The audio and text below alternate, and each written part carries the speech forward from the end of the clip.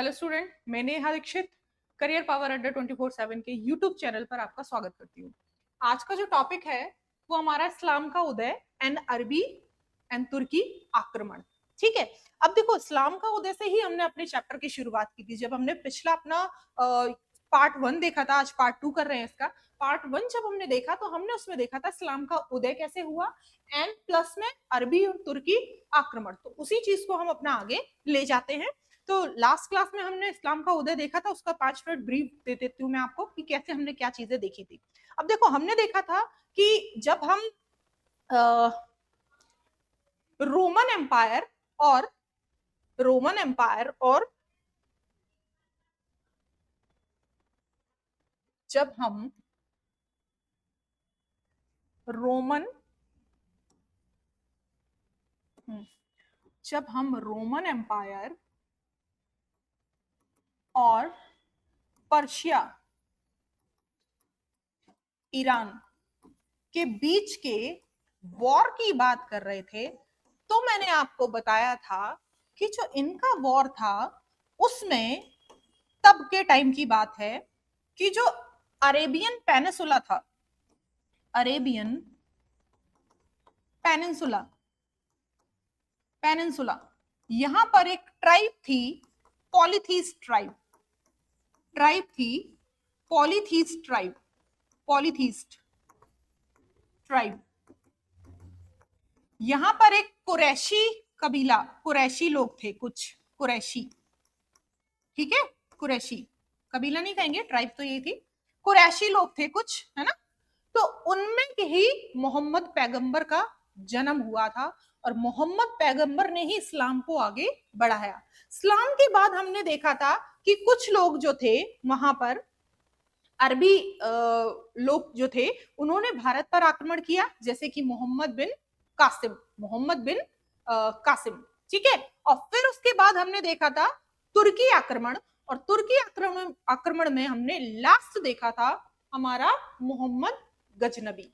तुर्की आक्रमण में ही हमने अपना लास्ट देखा था। कौन? पहले देखा था हमने अल्पतगीन, दूसरा देखा था हमने सुबुक्तगीन, और तीसरा देखा था हमने मोहम्मद गजनबी। उसी को ही हम आगे कंटिन्यू कर रहे हैं इस क्लास में। हमारी क्या? महमूद गजनबी के भारत पर आक्रमण, जो उसने 17 बार आक्रमण किए, उन आक्रमण को ही हम यहाँ पे पढ़ रहे हैं। ठीक है, तो हम देखिए यहाँ पे करें 999 ईस्वी में जब क्या हुआ कि महमूद गजनबी सिंहासन पर बैठा, तो उसने प्रत्येक वर्ष भारत पर आक्रमण करने की प्रतिज्ञा की। ठीक है, उसने कहा कि जब तक मैं हूं लड़ने लायक, तो लगभग हर साल मैं क्या करूंगा? भारत पर आक्रमण करूंगा और हर साल अपने धर्म का प्रचार प्रसार करूंगा, और प्लस में धन को लूट कर अपनी टेरिटरी में वापस लाऊंगा। वापस इन द सेंस कि उसको ऐसा लगता था कि सारी दुनिया पर जहां जहां उसकी जीत हुई है, उन सारे वहां का जो जितना भी धन है उस पर किसका अधिकार है? उसका स्वयं का अधिकार है। तो प्रथम आक्रमण की जब हम बात करते हैं, तो पहला आक्रमण जो था वो भारत के आसपास के नगरों में ही किया उसने, जिसमें उसको कुछ विशेष सफलता नहीं मिली। दूसरा आक्रमण की जब बात करते हैं, है ना, हर साल हो रहे हैं देखो, है ना, 1 से 2 में, फिर 2 से 3 में, फिर 4 में, ऐसे करके। तो उन्होंने कहा कि अपने दूसरे अभियान के अंतर्गत, अच्छा ये मैं हटा देती हूँ, इसका कोई अब यूज नहीं है। ठीक है, सिर्फ समझाने के लिए बताया था ताकि हम लोग जो पुरानी क्लास में कर चुके हैं उसको आपको समझ में आ जाए। क्योंकि क्लास का ये जो सेशन है, हमने आज की क्लास का सेशन जो है वो हमने उसी क्लास से कनेक्ट करके देन हमने उसको देखा है। ठीक है, क्योंकि हमने अपनी लास्ट क्लास में यहाँ तक पढ़ लिया था और हमने चैप्टर की शुरुआत जो की थी वो इस्लाम के उदय से ही की थी, अरब और आक्रमण और प्लस इस्लाम का उदय। ठीक है, तो ध्यान रखेंगे। अब देखिए, सीमांत प्रदेशों के शासक जयपाल के विरुद्ध था। उसका अपना दूसरा जो महत्वपूर्ण माना गया है वो कौन से शासक के विरुद्ध था?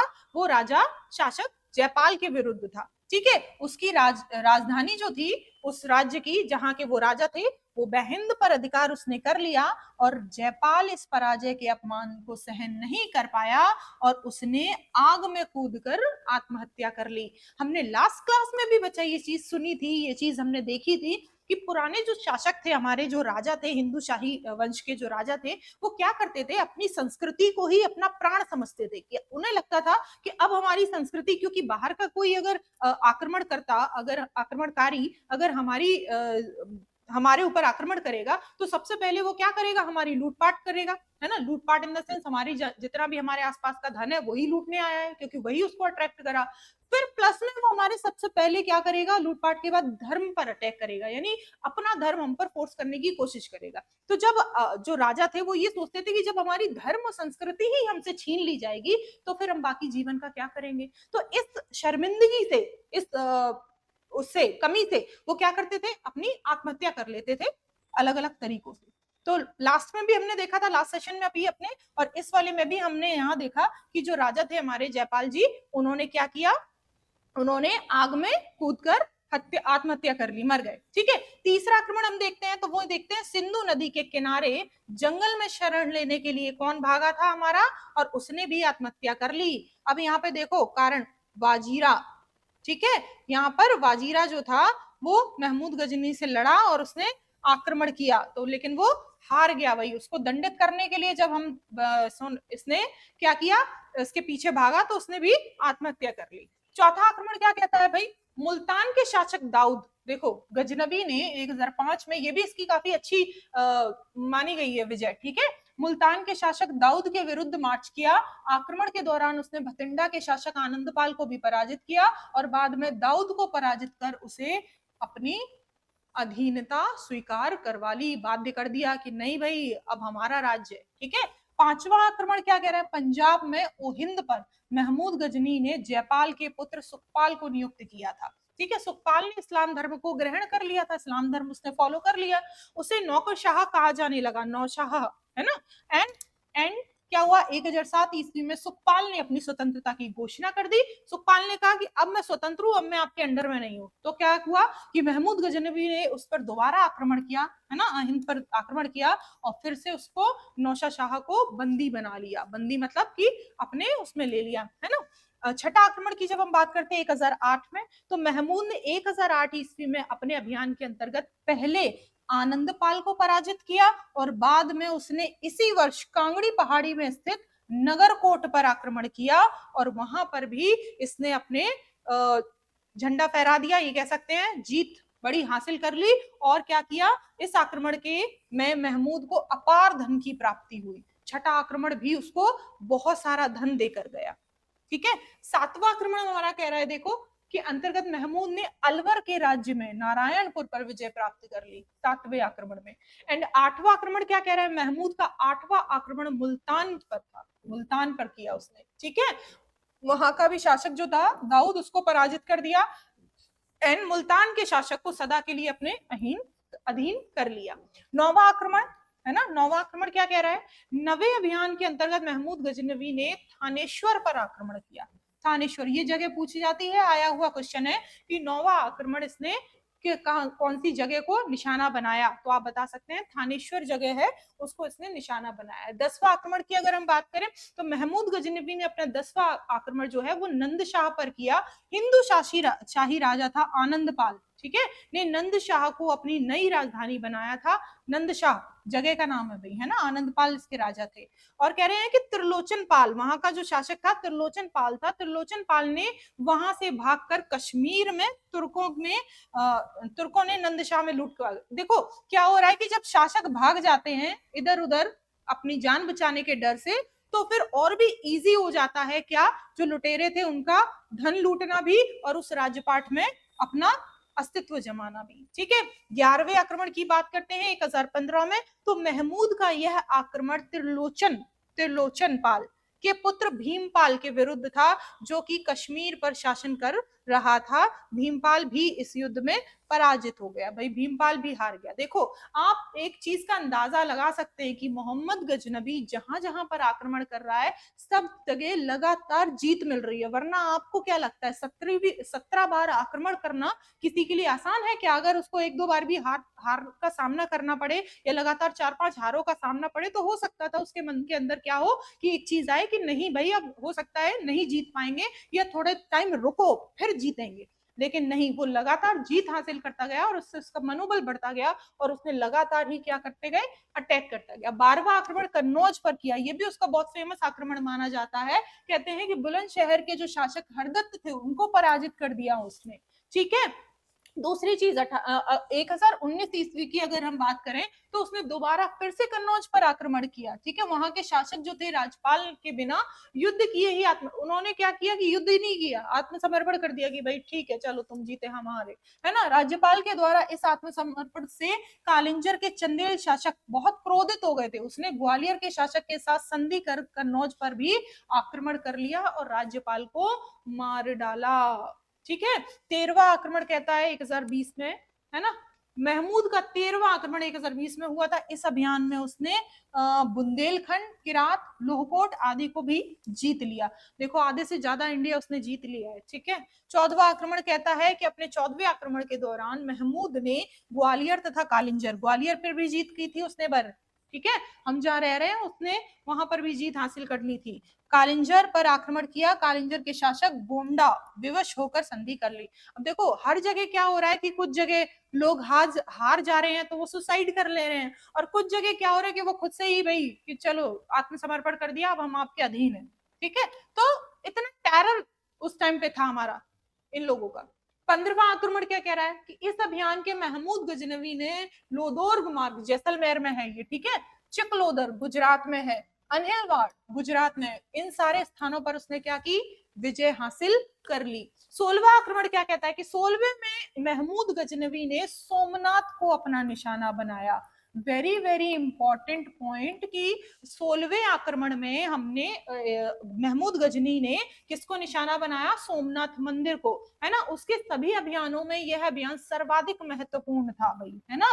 सोमनाथ पर विजय प्राप्त करने के बाद उसने वहां के प्रसिद्ध मंदिरों में तोड़फोड़ की। याद करो अभी हमने महमूद गजनवी को उपाधि दी थी मूर्ति भंजक की, हमने क्या, उसने खुद को ही कि भाई मूर्तियां अगर उसने सारी बुत शिकन, है ना, क्या उपाधि दी थी, बुत शिकन। अब बुत शिकन का मतलब है मूर्ति भंजक, मूर्ति, क्योंकि मूर्तियों की तोड़फोड़ कर रहा था वो। और सोमनाथ के अलावा बहुत सारे मंदिरों में और उसने तोड़फोड़ की, ठीक है। तो यहाँ से अपार धन प्राप्त किया। यह मंदिर गुजरात के समुद्र तट पर अपनी अपार संपत्ति के लिए ही प्रसिद्ध था, ठीक है। इस मंदिर को लूटते समय महमूद ने 50,000 ब्राह्मणों एवं हिंदुओं का कत्ल कर दिया। देखो 50,000 लगभग ब्राह्मण और हिंदू मारे गए। पंजाब के बाहर किया और महमूद का यह अंतिम आक्रमण था। अब देखो क्या होता है ना कि जब लोग जो होते हैं, जैसे पंजाब की अगर इन्होंने बात की है, तो कुछ जगह पर कुछ हो सकता है कुछ लोग ऐसे हों कि आत्मसमर्पण कर दें, है ना, लेकिन कुछ लोग उस अपमान को याद रखते हैं, होल्ड करके रखते हैं और उसका बदला उनसे फिर बाद में लेते हैं, ठीक है। तो यहाँ पर जब ये लौट रहा था ना, तो यहाँ पे क्या हुआ कि महमूद गजनवी का जो आक्रमण था, आखिरी आक्रमण 17वें की बात कर रही हूं मैं, ठीक है। तो यहाँ पर इसने आक्रमण सिंध और मुल्तान के तटवर्ती क्षेत्रों के जाटों के विरुद्ध था। तो इसमें इन्होंने जाट तो पराजित कर दिए, है ना। यहाँ पे क्या कर दिया इन्होंने, जाटों को पराजित कर दिया कि भाई ठीक है हार गए, जाटों के विरुद्ध था, इसमें जाट पराजित हुए। अब क्या कह रहे हैं कि महमूद गजनवी के भारतीय आक्रमण का वास्तविक उद्देश्य धन की प्राप्ति था। ऑब्वियस है, जहां वो लूटपाट कर रहा है, क्योंकि एक भी जगह टिका नहीं, वो उसने अपनी टेरिटरी को एक्सपेंड करने का तो सोचा ही नहीं। उसने क्या सोचा कि जितना भी धन है वो लूट लो और अपने ले चलो। तो सेम चीज है, धन की प्राप्ति ही था, ठीक है। वह एक मूर्ति भंजक, अभी मैंने बोला था, है ना, बुत शिकन मूर्ति भंजक आक्रमणकारी।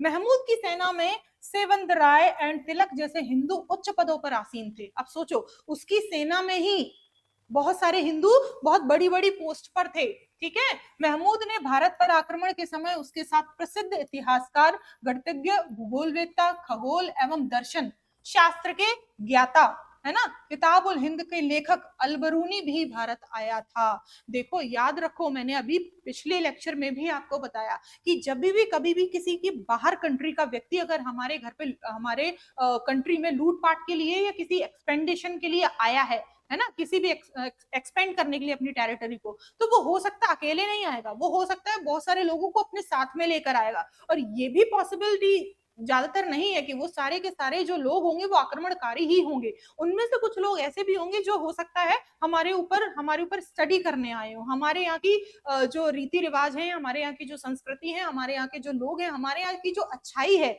जिस चीज में हम अच्छे हैं वो सीखने के लिए आए हो। तो सेम चीज हम यहाँ पे बोल सकते हैं कि जो अलबरूनी था, एक लेखक था, वो उसके साथ इसलिए आया था ताकि वो यहाँ के लोगों के से इंटरेक्शन करके यहाँ की चीजों को सीख सके और अपनी कंट्री में जाके उस चीज को बता सके कि हाँ भाई ऐसा भी होता है, नॉलेज गेन करने के लिए। तो सेम चीज है यहाँ पे, है ना। किताबुल हिंद जो उसका जो लेखक है वो हमने अलबरूनी को माना है, ठीक है। अलबरूनी महमूद का एक दरबारी कवि था ऑब्वियसली, लेखक कवि कह सकते हैं।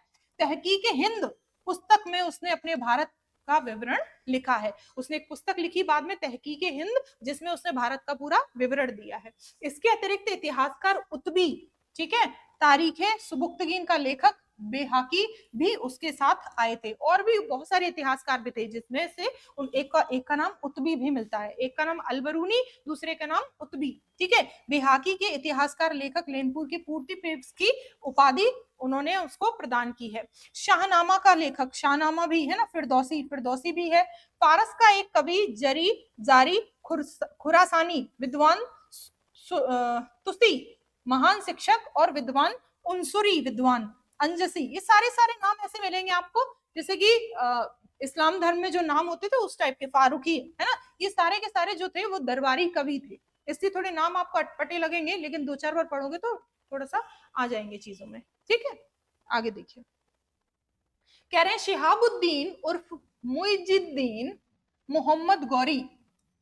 अब इसके बाद नंबर आया किसका, उन्हीं के एक स्लेव का जिसका नाम था गौरी, मोहम्मद गौरी, ठीक है। उन्हीं का ही एक स्लेव था, स्लेव का मतलब गुलाम था।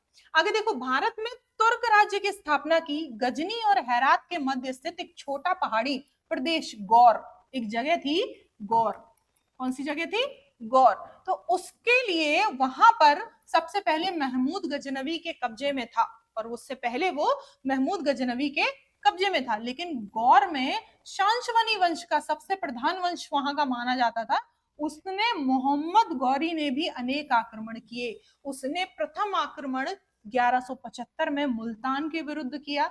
दूसरा आक्रमण उसने अंतर्गत गौरी ने 1178 में गुजरात पर किया, और यहाँ पर सोलंकी वंश का शासन था, ठीक है। सोलंकी वंश, अगर पूछा जाता है कि जब गौरी ने भारत पर के गुजरात पर आक्रमण किया तो वहां पर किस वंश का शासन था, तो आपका आंसर होना चाहिए कि मैम सोलंकी वंश का शासन था। इसी वंश के भीम द्वितीय, मूलराज द्वितीय भी उन्हीं का नाम था, ने मोहम्मद गौरी को आबू पर्वत के समीप पर परास्त किया था, ठीक है। मोहम्मद गौरी को हरा दिया था इन्होंने। लेकिन हुआ क्या कि यह गौरी की प्रथम भारतीय पराजय थी। लेकिन कहते हैं ना, इंसान अपने हारों से ही सीखता है, अपनी हार से ही सीखता है कि अगर गिरा है तो दोबारा उठेगा। तो सेम चीज गौरी के साथ थी, क्या कि अगर ये हार गया, ये यहाँ पे पराजय हो गया, तो इसने दोबारा से इसके बाद क्या किया, अपने आप को और ज्यादा थोड़ा स्ट्रांग बनाया, और उसने क्या किया, पंजाब पर आक्रमण किया। पंजाब में भी वो जीत गया। उसके बाद उसने पेशावर पर जीत हासिल की, और लास्ट में सियालकोट को भी उसने जीत लिया। एक जगह हारा और उस हार से उसने बहुत कुछ सीखा, एंड प्लस में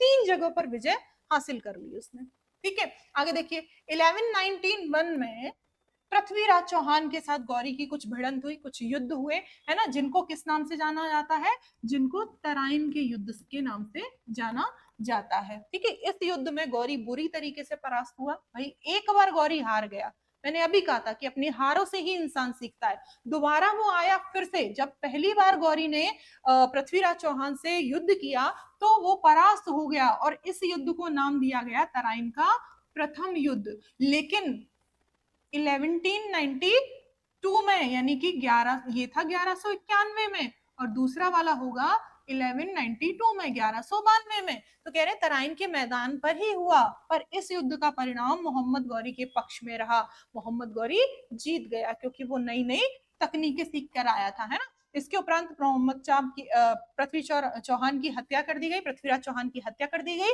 एंड 1194 में इतिहासकार चंदावर, प्रसिद्ध चंदावर का युद्ध मोहम्मद गौरी एवं राजपूत नरेश जयचंद्र के बीच में लड़ा गया, जिसमें जयचंद्र की पराजय हुई। उसके उपरांत उसकी हत्या कर दी गई। उसके जस्ट बाद तराइन का फर्स्ट युद्ध, तराइन का सेकंड युद्ध, और उसके जस्ट बाद चंदावर का युद्ध लड़ा गया। किस किस के बीच में, राजा जयचंद्र के बीच में, एंड प्लस गौरी के बीच में। और अगर पूछा जाए तराइन का प्रथम युद्ध, द्वितीय युद्ध, तो पृथ्वीराज चौहान और गौरी के बीच में। ठीक है, पहला वाला हमारा गौरी हार गया था, दूसरा वाला हमारा गौरी जीत गया था, और लास्ट वाले में जो चंदावर का युद्ध था उसमें जयचंद से गौरी जीत गया था, जयचंद हार गए थे। याद रखिएगा, इन तीनों युद्धों से ही क्वेश्चन आता है, बनता ही बनता है।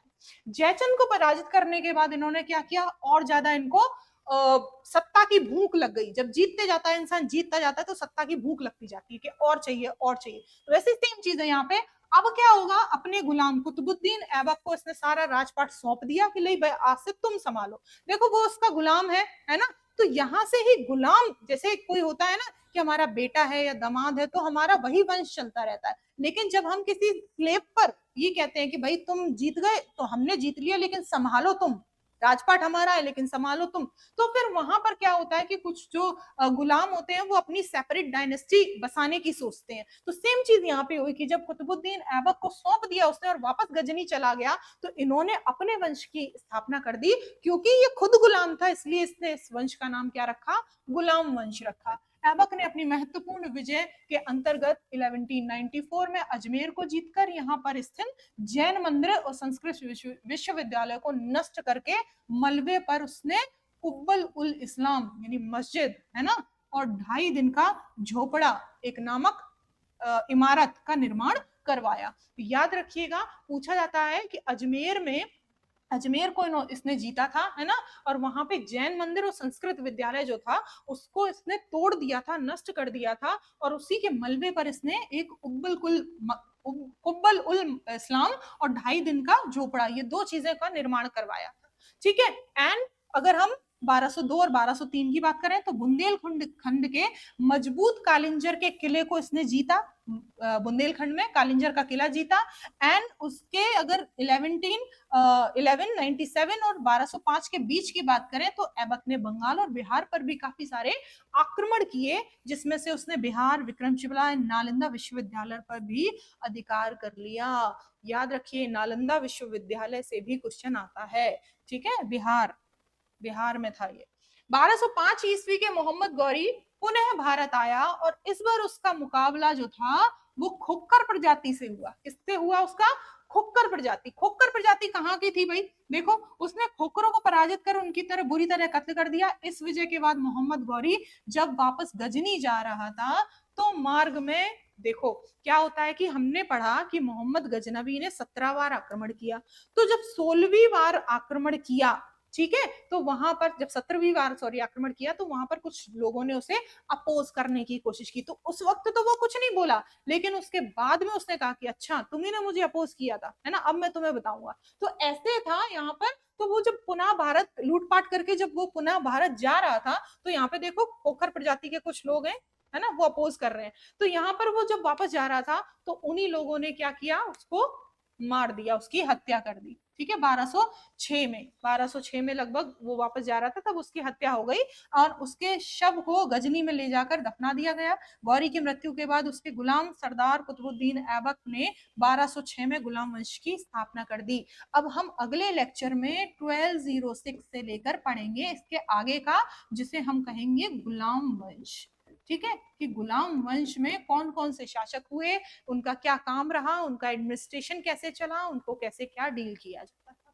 ठीक है, तो इस तरीके से ये हमने देखा अपना क्या देखा हमने पूरा इस्लाम का उदय देखा अपने पार्ट 1 एंड पार्ट 2 में। एंड हमने पार्ट 1 एंड पार्ट 2 में ही दोनों में ही मिक्स तरीके से हमने क्या देखा, हमने देखा कि लोग कैसे अरबों का और तुर्की जो आक्रमण थे वो कैसे हमारे इंडिया पर, भारत के लोगों पर कैसे उन्होंने राज किया, भारत के लोगों को कैसे सप्रेस किया, दबाया। ठीक है, चलिए थैंक यू। नेक्स्ट लेक्चर करते हैं गुलाम वंश के साथ। Thank you.